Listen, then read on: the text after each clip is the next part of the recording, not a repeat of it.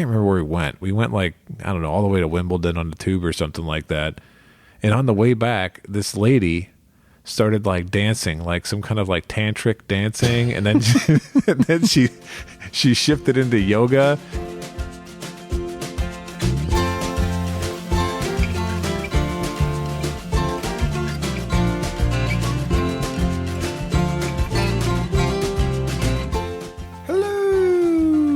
Welcome everyone to episode 56 of The Mashup, the best bourbon conversation you're going to hear all week long. We're your hosts, Michael, Anthony, and Stephen. Hello, sir. Hello, how are you doing tonight? I'm doing wonderful, and yourself? I'm doing just lovely. I think every time I come down here to record an episode, I just think to myself, how fortunate I am to be able to share good bourbon with you, sir. Oh, thank you. Thank you. Yeah. Well, speaking of sharing, I took my son to senior night of Kentucky basketball. It was nice. We got to see the two seniors we had this year. Oh, yeah. The transfers. Do we ever usually have senior night? It's usually, no, we don't. Yeah. During it, there was this older couple that came and sat down next to us. And the lady had binoculars. I'm like, oh, that's great. You know, she can kind of see, who's playing. How far away were you? Were up in the nosebleed or? No, we were in the end zone. Okay. It was like the back row of the end zone. So binoculars aren't making the most sense to me right now unless there was a vision issue, Right. Well, I kind of gathered that either they had a child in college. Okay. Or someone they knew or a friend or they just know a lot of people. And she was eyeballing everyone. And that's all she was looking at the entire first half of the game. So wait, so there's people playing basketball here, and she's got the binoculars up, and she's just like going around the stadium, or what? I mean, stadium, the arena. What the heck am I talking about? They were playing sports ball. The sports ball. Yeah. No, it was over. It seemed to be over in the student section, okay. On the side there, not the eruption zone, but the side.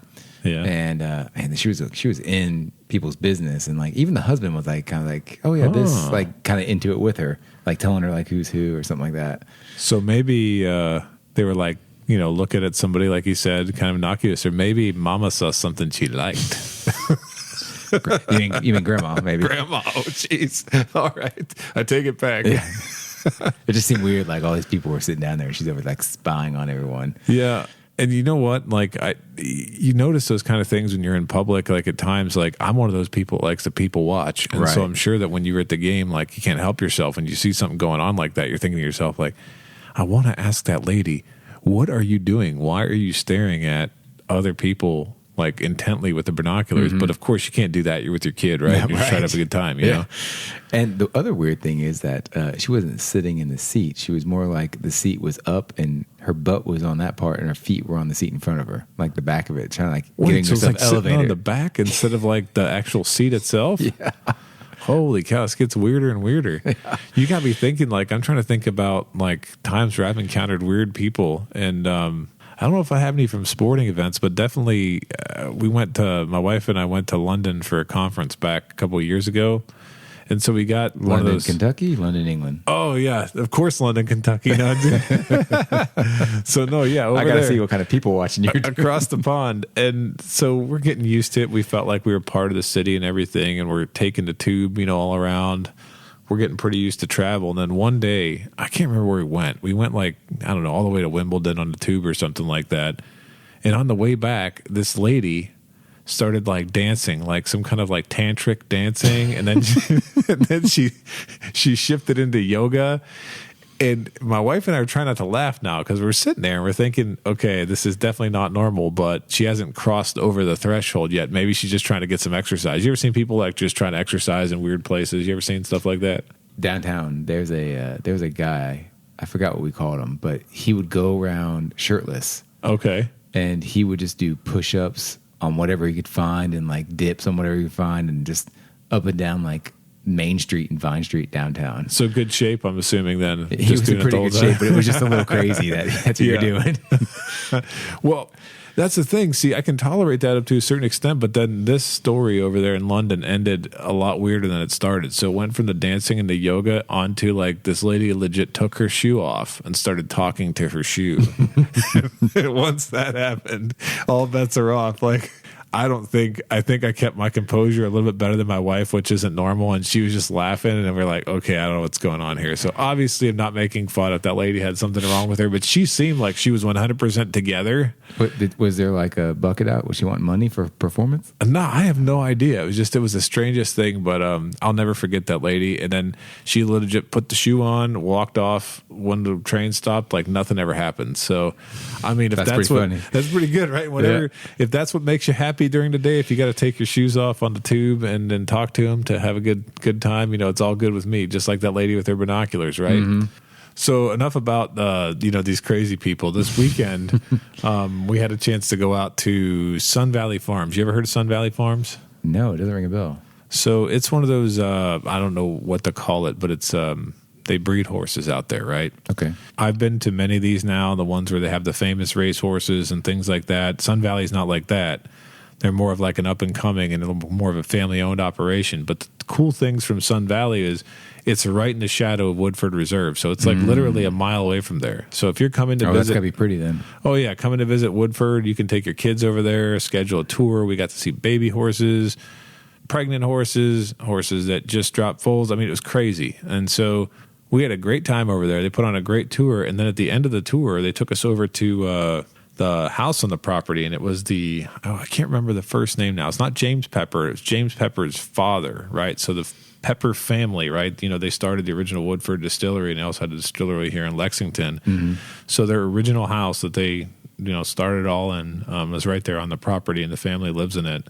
And so after we visited Sun Valley with the kids and another couple, had a great time. We shot over to Woodford. So the people we were with, the other family, like, the husband there, my buddy, he's a bourbon guy too. So he was like, let's shoot over to Woodford. I'm like, yeah, maybe they'll have something good. We'll just walk into something. Of course, what do you think we walked into?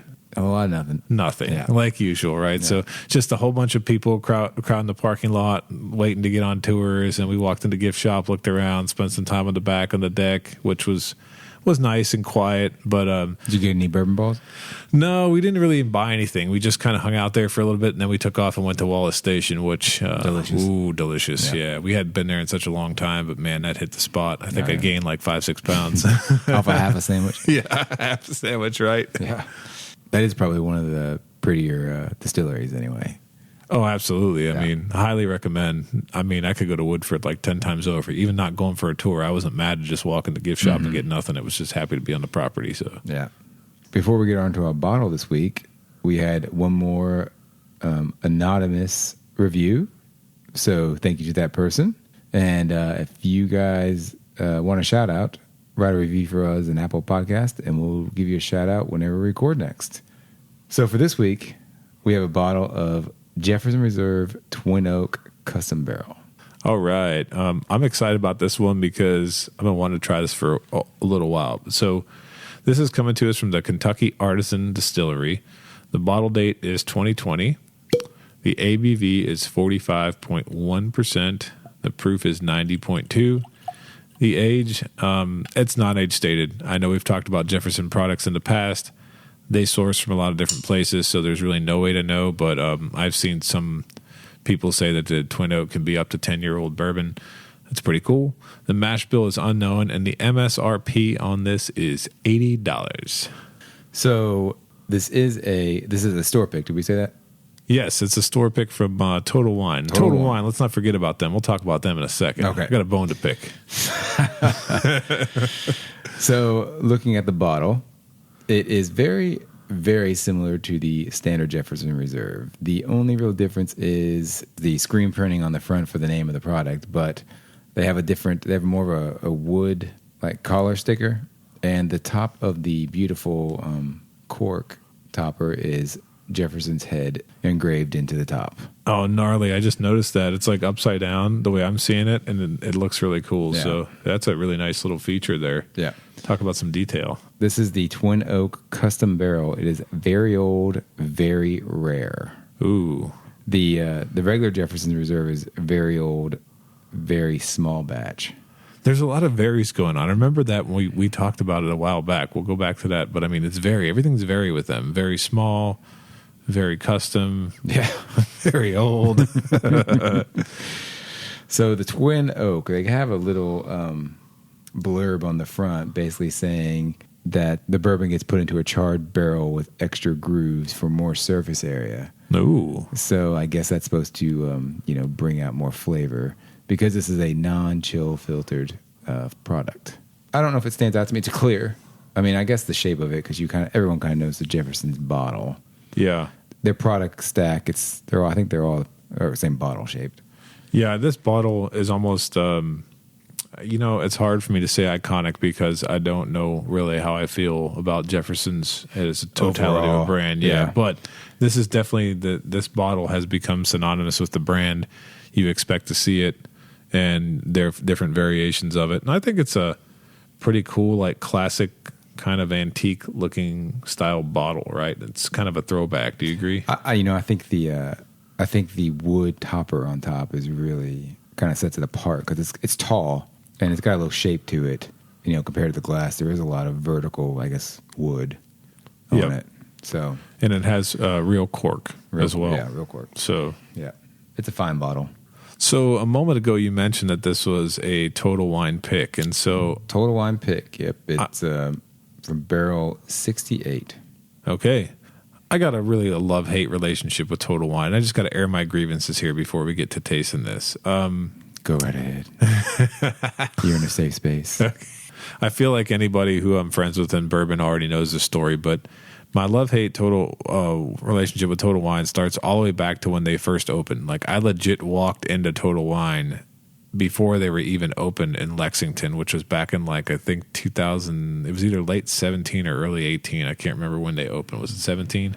I feel like 17. Yeah, I think it was 17. Because 18 is when they had that big lottery. Yeah, so it was probably 17. So I mean, I walked in there. I mean, they weren't even open. It was a soft open. They welcomed me in there. They're like, "Yeah, sure, buy whatever you want." They had all kind of great product, single barrel stuff, and prices at the time. And prices were amazing.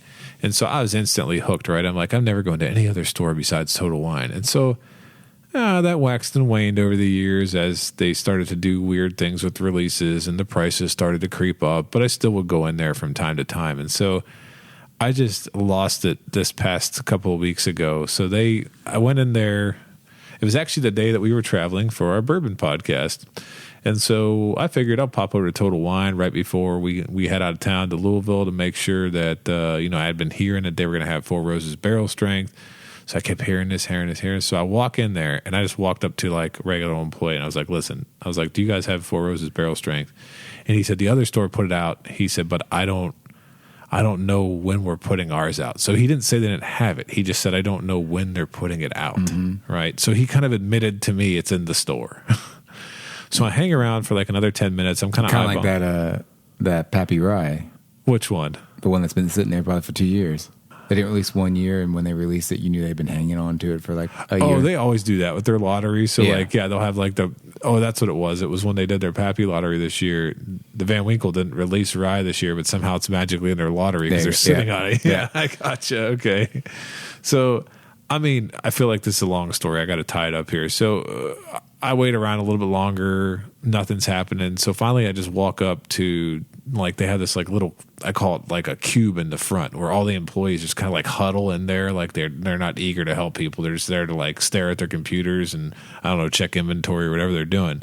And so I asked the manager, I just said, I'm hoping to get my hands on the Four Roses barrel strength pick that I heard you guys are getting in. And she just looks at me and just says, we haven't got it in yet. And I'm like, okay, well, that's convincing. I'm SOL, right? I'm walking out the door. No Four Roses barrel strength for me. I leave. I drive home. I come to pick you up, come to pick up Michael, and legit, not even half hour later, everyone's posted on Facebook that they put their Four Roses pick out. Oh. So they look right at me, right in the eye, and just blatantly lied to me. I mean, I know they don't owe to sell me anything, but that one was kind of so long story short there, well, that was a long story, is I haven't been back to Total Wine now for a 1 month, which is a long time for me to not be in a store that I used to go to probably 2 to 3 times a week. So I'm on strike. So you just go into other places more often, or you do pick up a store? No, I'm just sticking to the other places. The other places that I'm a regular at, and Total Wine was kind of like my go-between. And I mean, the only reason I went to Total Wine more than like say another large store like Liquor Barn is because I don't have a Liquor Barn real close to me. The Total Wine's down the road. Yeah. I went there for convenience. So I'll drive a little extra now and go to Liquor Barn when they got something I can't find at the other shops I go to. So nice. Rest in peace. Well, should we go for our first nose? Yeah. Well, right off the bat, I feel like there's more here than on the standard Jefferson's Reserve. I'd agree with that for sure. But I feel like my notes are all over the place as far as like, I'm going to say as far as quality of nosing. Okay. I want to start hearing some of them and I'll fill in the gaps. So where I keep picking up, I'm going to mention one right off the bat. I'm picking up like a very peripheral faint maple. And it's like only when I catch it coming off like the sides of the glass, if that makes sense. So is it like a warm syrup? It's like almost like a syrupy or warm flavor. That's actually pretty nice. I like that part of it. And the caramel and I think the baking spices are pretty nice in this as well. Yeah. But there are some other notes that I'm getting that are maybe not so nice. Such as? Well, I'm getting a first aid kit notes. So like when you got a first aid kit? Like Neosporin. Think Neosporin. Oh, man. Like so some sort of ointment. Medical ointment or like a gauze or like a band. So, yeah, I know what you mean. When you open one of those, like, and all everybody those had a first aid kit they had to make, and all that stuff that hits you in the face is what you're smelling. Yeah, that's, unfortunately, I'm with you on that. There's something with, like, just the ointment that I'm... The thing is, so I'm also picking up a little bit of apple on the nose. Yes. And so while we're getting, like, apple, you said caramel, we got this baking spice, so we're getting a lot of nice, complex notes. The deep note that like hits you like right in the back of your nose seems like it's got like almost a deep grain but almost medicinal quality. I think that's kind of where it's at. It almost smells like something that is not pleasing. Yeah, unfortunately. But it's not at the beginning. Like if you just run this glass by your nose real quickly, you pick up all the good stuff. If you nose it deeply, then you pick up the stuff that you don't want. At least it's what I'm thinking. Yes, if you really get your nose in there, it's like on the very back of your hairs and your nose, you're getting perfect. These notes. That's a perfect description. I mean, I couldn't have said that one better. Well, let's go ahead for our first sips. Well, I think again on the palate, I'm getting a tale of two tales here again. Oh yeah, kind of like on the nose. Yeah, I think so. I think the baking spices come over, the spiciness. Yep. A little bit of char. Yeah, I think this being double oak char, non-chill filtered. I think kind of all that's coming through. Yeah, that's kind of the first predominant thing on your palate. Which for me, I enjoy the French oaks and wines. Yep. And so this is kind of hitting you, kind of like with an oak, kind of with oak forward. And it's pretty pleasant. Yeah, for. Some people don't like oaky, but this does have it has more of a sweeter flavor when you first catch it on the tongue. Yeah. And then as it travels back in the palate, to me, it almost has a little bit more of I don't want to say Band-Aids because you're the one that said it smelled like that. I'm not necessarily tasting a lot of that. Are you tasting a lot of medicinal stuff on the palate? Not as far as that goes, no. Okay. Yeah, I'm not really getting the medicinal stuff. I'm getting like a little bit of the pleasing. It's almost like this doesn't make any sense because I don't even know how to make apple pie, but like a green apples, but also a little bit of cinnamon. So a lot of those a stewed fruit almost kind of thing. A lot of the nosing that we had must be coming over into the palate for you then. Yep. How about the finish? Yeah. I don't know if this is going to be like in true Jefferson's fashion, but we're getting that mossy grass finish. Yeah, gosh, that's disappointing. And yeah, it's not too pleasant. Yeah, I will just say this. I recently listened to another podcast. I won't say which one, but I was listening to a conversation with a master taster for a distillery, and they were talking about how if you get that grass or grain note, that's not something that you want. It's how they know, basically saying in the palate, I know what I don't like, Yeah, right? yeah. And I know what to identify that I don't like. And the grass grain was one of those things. They described it as like a grass grain moldy thing. And so you've picked that out on this finish, and you got to help remind me here. Do you remember if we caught that back? This is not our first go around with Jefferson's. No, I think Michael had called out the lawnmower. Yeah, no, Like a lawnmower taste on it. He said, you ever cut your grass and you don't clean your lawnmower and then you roll it into the garage and you kind of get that smell and sort of that flavor that sort of takes over the air. And now I will say this. I remember that episode that was back on, I think, episode 36. Mm-hmm. I did not like that at all. I hated that flavor of that bourbon. It was just so bad. I will save for my past try or buy, but we're not anywhere near that territory with this. No, especially on the nosing, it was way more complex. Yep. So when you're mentioning that we had tasted Jefferson's before, I had to really dig deep here because now we're on episode 56, and I know it doesn't seem like a lot to people, but when you drink bourbons for 56 episodes, sometimes you can forget things. Mm-hmm. But I do remember that when we did our pass try buy for the regular Jeffersons, I think we were a straight pass on that. Is that correct? You're probably right. Yeah, I feel like that's probably something.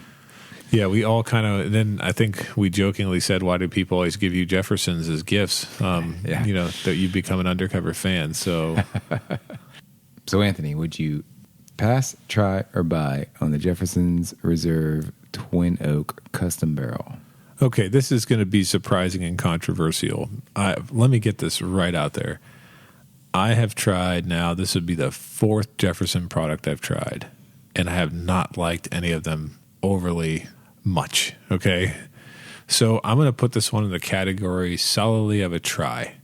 And why am I a try here? Because I do think it's worth the look. Of course, we got the craze of everybody doing toasted barrels of some sort, and I'm pretty sure Jefferson's was early to the game. They weren't late to the game. They've been doing this kind of experimental wood stuff all the time. There's enough unique going on here for me to try at an $80 price point, and even then, I think it's higher in some markets. I think it's almost like $100 in some markets. We're not talking about anything that I would ever probably want to buy at that price.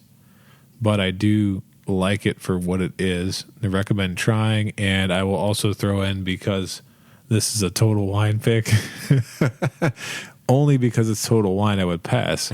but I mean, come on, I'm a try. What say you? You know what? I think people have, I don't know why people, they feel like Jefferson Reserve is like their go-to. And I feel like it's becoming a kind of a gateway bourbon. Okay. Almost like your Basil Hayden or your Eagle Rare. I don't know if people just pouring it.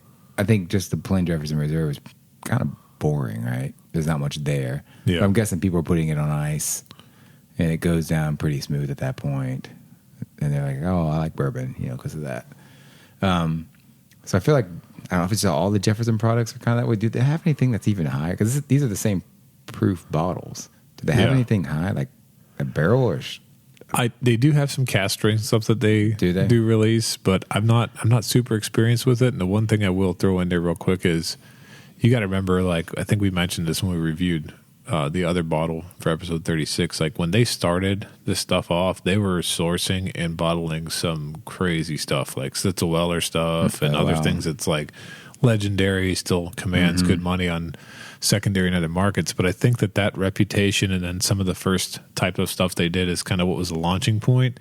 And so now they have so many different products that are out there. I'm not saying that it lacks quality. It's just I'm still searching for what is the exemplar of, the best representation of Jefferson's, right? Yeah.